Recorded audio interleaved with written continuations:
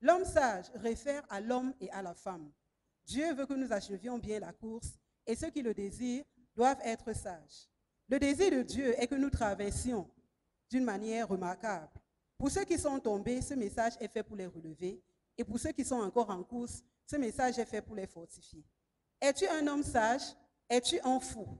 Cette question ne peut être répondue que par toi-même et non par quelqu'un d'autre. Le serviteur de Dieu est là seulement pour nous aider, seulement pour nous guider dans notre réponse. Le passage que nous allons lire ce matin, c'est Proverbe 14, verset 16. Proverbe 14, verset 16. Ce passage met en lumière deux catégories de personnes vivant sur terre, les sages et les insensés. À quel type de personnes appartiens-tu, enfant de Dieu?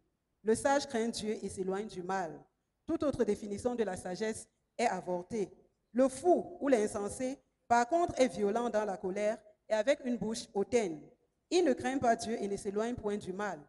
Qu'un tel homme n'attende rien de Dieu pour la traverser.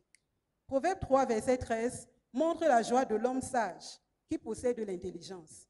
Si tu veux être heureux, si tu veux traverser joyeusement, recherche la sagesse, car c'est là que se trouve le bonheur. En dehors de la sagesse et l'intelligence, on ouvre la voie à la douleur. Le psaume 111, verset 10, rappelle que la crainte de l'Éternel est le commencement de la sagesse. Il n'y a donc pas de sagesse sans la crainte de Dieu. Jacques 1, verset 5 dit que Dieu seul donne la sagesse. Si tu veux couler dans les flots de bénédiction l'année prochaine, accueille la sagesse et l'intelligence. C'est la seule voie. Vas-y. Merci Seigneur, merci Père. Les sages embrassent la sagesse et l'intelligence. Proverbe 1, verset 5 ajoute que le sage est attentif et augmente son savoir. La raison pour laquelle beaucoup rejettent la vérité, c'est parce qu'ils sont insensés. Ils rejettent la connaissance. Même à l'Église, leur esprit est fermé au message du Seigneur. La raison pour laquelle il y a des différences à l'Église, c'est parce que les deux catégories de personnes décrites plus haut s'y trouvent. Es-tu sage? Es-tu fou? Dans Matthieu 2, versets 1 à 12, nous lisons l'histoire de la visite des rois mages vers Jésus-Christ, l'enfant nouveau-né. Les mages vinrent de l'Orient vers Jérusalem. Le passage montre deux catégories de personnes, les sages et les fous.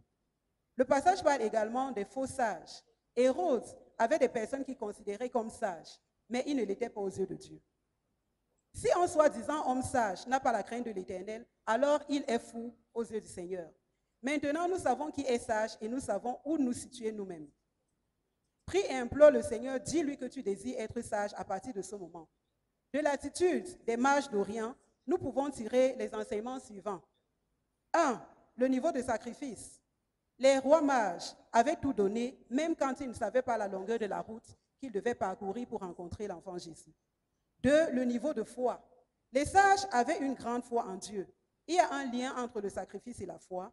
La dernière condition, le premier. L'homme de foi est un homme qui craint Jésus-Christ, qui sacrifie tout ce qu'il a pour Christ. Troisièmement, la bonne compagnie. Les mages avec les bonnes personnes à leur côté. Qui est à tes côtés? Les personnes qui sont à tes côtés déterminent le niveau où tu peux aller avec Dieu. Les membres de ton cercle interne doivent avoir le même but, la même destinée. Comment tes amis t'aiguisent-ils? Si tu veux bien achever la course, entoure-toi de bonnes personnes. 4. Le niveau du don. Les mages ont apporté de précieux trésors à Jésus-Christ. Chacun avait agi individuellement, mais l'Esprit de Dieu leur avait mis les mêmes choses à cœur. Les sages donnent le meilleur à Dieu. 5. La marche vers la sortie. Si tu es engouffré dans une situation difficile, fais un pas vers la sortie. Si tu ne le fais pas, tu n'expérimenteras pas le surnaturel. 6. La persévérance dans la marche. À partir d'aujourd'hui, continue de suivre Jésus comme les sages l'avaient fait auparavant. Ils avaient suivi inlassablement l'étoile qui menait vers Jésus-Christ. Continue ton objectif et ne fais pas attention aux distractions. Ne fais pas attention à ce qui peut stopper ou ralentir ta marche vers le salut. Continue de suivre ta marche vers le Seigneur. 7. La connexion. Les trois mages restaient connectés les uns aux autres. Ils résistèrent à tout ce qui pouvait les éloigner les uns des autres et tous les trois ensemble restaient connectés au Seigneur. C'est ainsi qu'ils furent visités en une seule nuit par un rêve que le Seigneur leur donna, en leur donnant des instructions de ne pas retourner vers Hérode. 8. Le rejet des plaintes. Les mages n'ont pas posé de questions sur ce à quoi ils faisaient face. Ils étaient focalisés sur la course. 9. la priorité de Dieu sur tout.